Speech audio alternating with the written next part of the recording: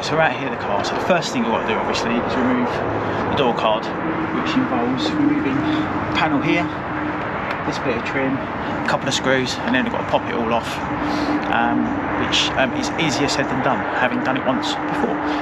So let's do that.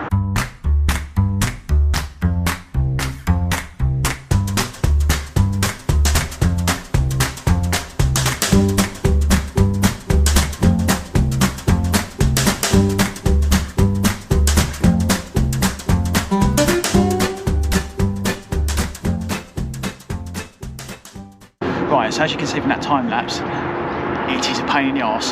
They do a tool that helps you pop the panels off.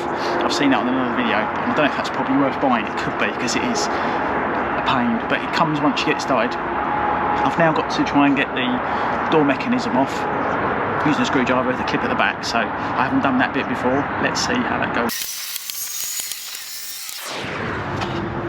Okay, that's door panel off, so I need to go and put it somewhere else. Right, so I've just put that on an old sheet in the garage just to keep it protected and scratched.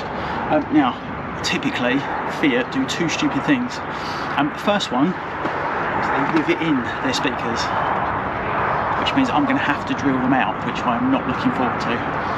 The second thing is, the mount is triangular.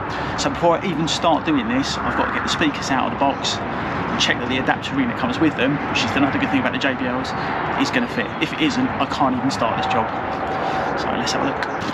Okay, so you get two types of adapter plate with the JBLs. You get the round one to go in most doors, and you get this one, which I'm hoping is going to fit in here. So this, I've just got to marry this one up to the speaker that's in there and see if it fits. Brilliantly, it looks like that's going to do the job, which means I haven't got to buy an additional adapter.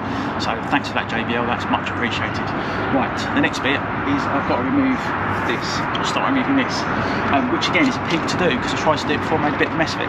So I'm going to use a knife to go around the outside of it just to get it up and out of the way and allow me access behind. It's also got some sound deadening, which I'm going to put in the car. So let's give that a go.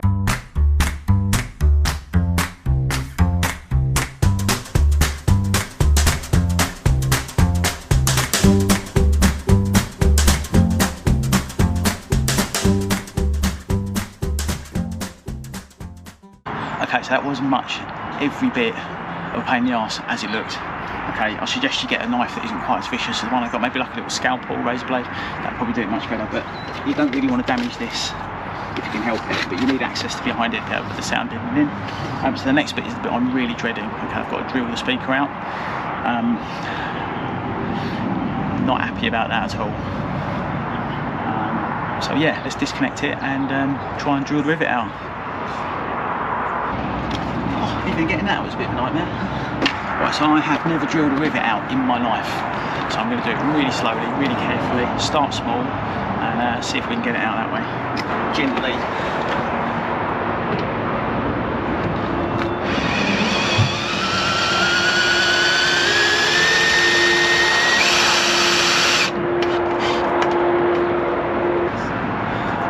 Bit of effort, but first one's out, the other half is in, ouch that's hot, the other half's in the body, so I've just got to do the other three and then we'll work out how we get the release out. Okay, and that's what we're pulling out. That nasty piece of rubbish that probably cost them 50p. So let's compare that to one of the JBLs. That's the difference. Proper speaker for your factory piece of rubbish. So that's what we're going to try and put in there using the adapter. But I've got to get the rivets out first, which might prove difficult. So let's do that. Okay, so I'm just going to secure that out of the way with a bit of masking tape.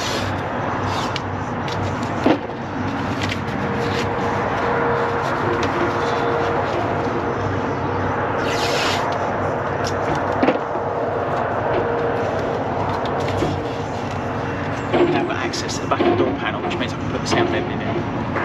It's quite important to remove the rivets from the back of the door, otherwise they're going to be rattling around like no one's business when you're finished. So let's get the other two out.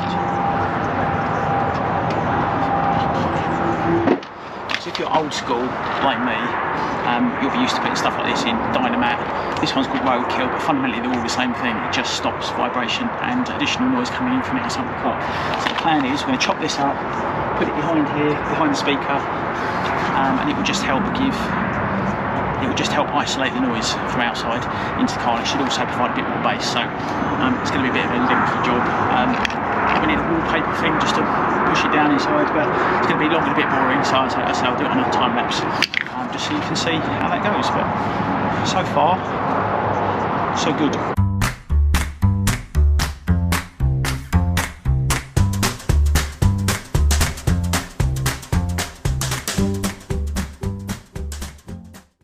Right guys, so basically that one on no problem at all. So as you can see, it's behind the speaker, which is obviously where the vibration's going to be. And it's pretty much the whole sheet's gone behind there. So I rolled it down just to get it to stick, and obviously you probably saw me check the window just to make sure there's nothing holding the window, and that's all fine. So in theory, we should now be able to mount the speakers. Right, so this JBL kit is pretty comprehensive. It comes with obviously all the adapters as you've seen, but it also comes with stuff like this. Which is further sort of door dampening. So because this is going to get mounted up against the metal, they've given you like an adhesive strip to go around the back of it to stop it rattling against the door. So this kit is absolutely brilliant. I mean, I've installed speakers over years, but I don't think I've ever seen a kit quite as comprehensive as this one. So I'm going to stick this on, and then we'll try and offer this up to the door and make sure it fits. Okay, so there are actually two. There's one for the speaker and one for the mount. So again, it's really good kit. Okay, so as you can see, that's now got a foam edging around it, so I just need to work out which screws are going in where, and we'll offer that up. But I'm not sure if you're supposed to mount the speaker first or this first, but let's have a look at the manual. That'll help, wouldn't it? Lots of big old bag of screws in here. Looks like the long ones are for mounting the speaker itself. And they even give you a drill bit by the look of it, so that's really good. You even get these, which I might need in there, because I made a bit of a mess of the upper hole. Matron, please, I'm not that kind of doctor. Yes, I have to say I'm a little bit concerned about the length of the screws in terms of the glass in the door, so I'm going to have to test that, but it's looking like these might be a little bit too long, which means I'm going to have to replace them. Okay, and interesting, none of the videos that I've watched have had that problem, so I'm not quite sure why, because presumably all of these cars are the same. I've watched one where they've routed them in, I've watched another one where it's just screwed them in, but yeah, that was a problem that we need to solve. So I'm going to test the door glass now, really carefully, just to see if it catches. Hopefully it won't.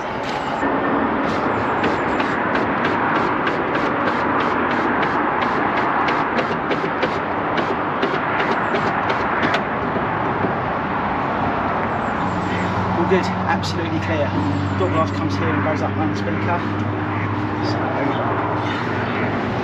it's quite near the top one actually. So,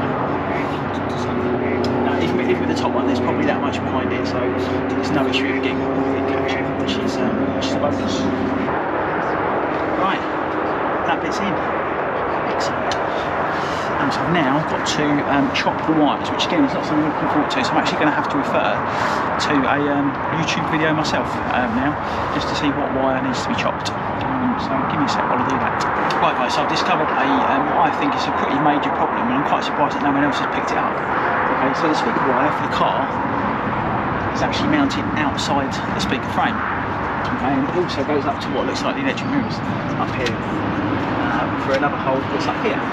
So that means this wire isn't long enough to go around the back. You can't detach it to go through the hole and meet it around the back. So that means I'm going to have to kind of undo a bit of what I've done, loosen off the speaker frame and pull the speaker wire behind it. So that's a bit of a nightmare, if I'm being completely honest with you. Because obviously that's far from ideal, having the wires trapped behind the speaker. Yeah, and the JBLs have one fundamental thing that's missing, and that's extra speaker wire. Bugger. And by the way, I'm going to have to chop the connector off, because obviously that doesn't fit. So I'm looking for the wire with the black stripe, which is the negative wire, and I'm going to have to get some new connectors on it, and yeah, reconnect it in and put it in and see what happens. Right folks, I've pulled the cable through the door, so it's going through there, string off the wires. Black stripe is the negative, so that's the smaller one, and I've also found some fittings that will hopefully fit. So I've just got to crimp them together, and then connect it up, and hopefully then try and put it in the car and see if it works. Not happy about that at all. Found a couple of problems. I'm not sure the silver screws aren't supposed to go in the door. because it's a little bit, they're very short. The other problem is I've had is the speaker cable has to go behind the ring rather than back round through the door because it's attached to the mirror. So a couple of things that no one else has mentioned that I've found doing this, which is annoying. But as you can hear, they're working and they sound pretty good. So we're going to just finish that up, and then we'll obviously got to do the other side, and yeah, job done. Right folks, so we're back on the iPhone because the GoPro's run out. Now, I'm not going to finish this video, which is going to annoy a lot of people, I know, but that was a freaking nightmare. Let me show you why. Right, so the speaker's in and working, but these are the problems that I've had. Okay, this wire here really needs to be behind here and coming out the back because it pushes that away. There is only a fraction of screw in the actual mounting points here, here and here, and what you actually need is a big screwdriver to do it with, and being extremely careful you don't go straight through the rubber bit. Okay, the tweeters on these move around, which is quite cool. So I'm going to leave the door panel off this side, so I can obviously find out what sounds best. But I had them on the test; they sound absolutely wicked. But I've got to be honest, guys, this is a freaking nightmare. If you had no idea what you were doing, it's just got the potential to go horribly, horribly wrong. So obviously they go in, I've managed to do it, I'm no auto mechanic, all right, but I've faced a few problems, like things with washers that weren't mentioned. This wire hasn't been mentioned by anybody that's done this on YouTube, so I'm telling you now, this wire should be round here, so you need extensions or something like that. I've done a bit of a bodge. The terminals on the back of the speaker aren't great either, so you need to crimp the connectors. But it's in, so I'm going to leave it at that. I've now got to do the other side, which I'm obviously now not looking forward to at all because this has taken far too long. There are some things in life, guys, that in all honesty it's just best to pay someone else to do. So I'm going to cut this video here. I'm going to go and do the other side now, and then we'll reconvene when that's done. But God, what a nightmare. Right guys, back again. So this is the other side of the car, now stripped down and ready for the rebuild, but this was a nightmare. The rivets didn't want to come out this time. I've broken several drill bits trying to do it, so yeah, you'd have to really want to do this, or at very least go and get yourself some proper drill bits. I thought I had them, but clearly not. So this is an absolute, yeah, this side's a pig, but then I've probably had enough from doing the other side, so I'm going to basically rebuild what I've done over there, over here, and then obviously give them a sound test, make sure they're okay, and then put the car back together and never touch it ever again. So any thoughts I had of doing the head unit replacement up there, yeah, someone else is going to do that. Right, let's get this done. Right guys, so I've decided to do the driver's door a little bit differently. I'm probably going to go back and redo that side over there. So what I've done is actually put this back down, which I think is what you're supposed to do anyway, and secured it around there. Again, this cable's had to come through here, and the bolts are looking like where they should be. This has just got to be tightened up, and I've got a bit of speaker in, crimp these, do that. But I think this is how it's supposed to be, so I'm going to go back over that side and redo it. Obviously I don't want to have to redo the car again, so I'll just do it properly now. It was going to take me 10 minutes to get them back out. I'm going to do a bit of electrical tape around the connections as well and stuff like that, just to take that little bit of extra care, just so I don't have to do it all again in like 3 weeks when it all falls apart. So yeah, there you go, update for you, getting on with this side. Right folks, this one's in, driver's door, looking pro. This is obviously the switch for the electric windows and stuff, but all of it is behind here. And again, I'm going to leave the door panel off. I'm going to go over there, do that one properly like I've done this one. There's electrical tape behind it just to make sure they don't come off the wires. All of this stuff's been tightened up properly, so I'm just going to go over there, whip that one off quickly, do the same thing, and then it's time for a listening test. Okay folks, so this is what it now looks like on the other side, with a bit of tape behind it just to stop it coming off, a bit of electrical tape. We've now got to reconnect it all, remount it all, and then we can do a listening test. Right folks, so we are basically done now. The car's just got to go back together, so that's taken getting on for 3.5 to 4 hours to do that. Obviously that side went reasonably okay until I realised that should have been down over the top of it, so I've redone that, but it didn't take very long to redo that. This side was an absolute pig to get the rivets out, so yeah, so now it's time for a listening test. So let's have a look and see what it sounds like.